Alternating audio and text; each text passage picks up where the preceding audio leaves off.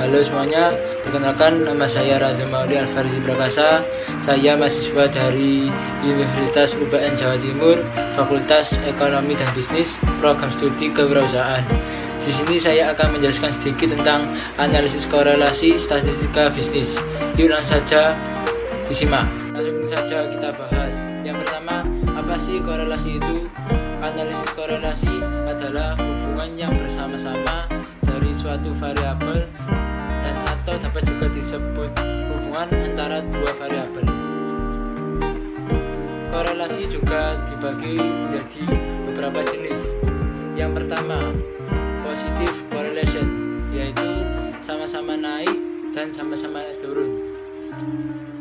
Dan yang kedua, negative correlation, dua variabel berlawanan, yang satunya naik dan yang satunya turun. Dan yang ketiga, zero correlation, tidak ada korelasi dan tidak ditemukan hubungan antara kedua variabel. Yang penjelasan yang kedua yaitu tentang persen korelasi.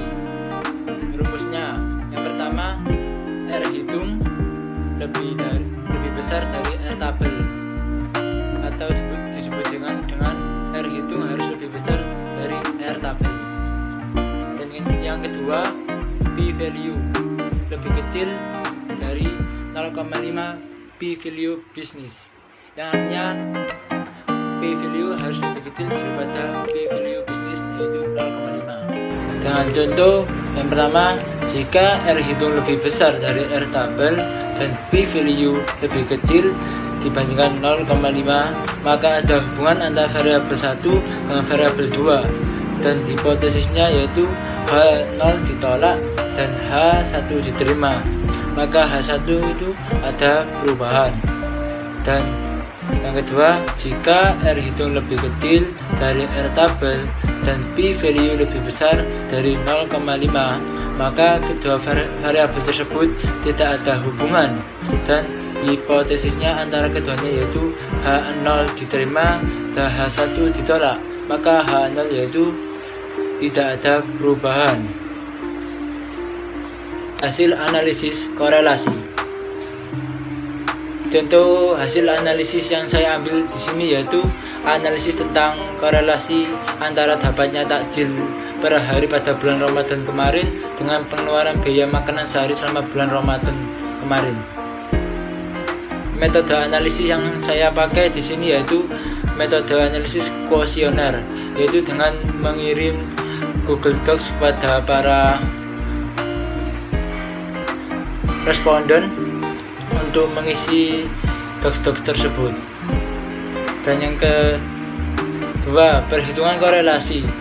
Perhitungan korelasi ini menggunakan perhitungan elektronik, yaitu dengan menggunakan web bernama Correlation Coefficient Calculator. Perhitungan korelasi memasukkan angka dari hasil yang didapat. Contoh yang ada pada gambar di atas. Contoh X untuk jumlah takjil dan Y untuk jumlah pengeluaran sehari. Dan hasil korelasi yang didapat dari penelitian. Dari hasil analisis korelasi di atas, bahwasanya P value lebih besar daripada 0,5 dan R hitung lebih kecil daripada R tabel.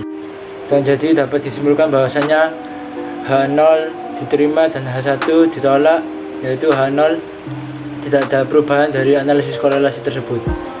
Dari hasil analisis korelasi yang ada di atas dapat dijelaskan bahwasanya data korelasi, the assumption was checked based on the Shapiro Wilk test 0 and 0,5. It is assumed that residual distribution does not follow the normal distribution, yaitu data korelasi kurang cukup memenuhi dan membutuhkan data tambahan lagi. Sekian penjelasan dari saya. Bila ada salah kata atau salah ucap,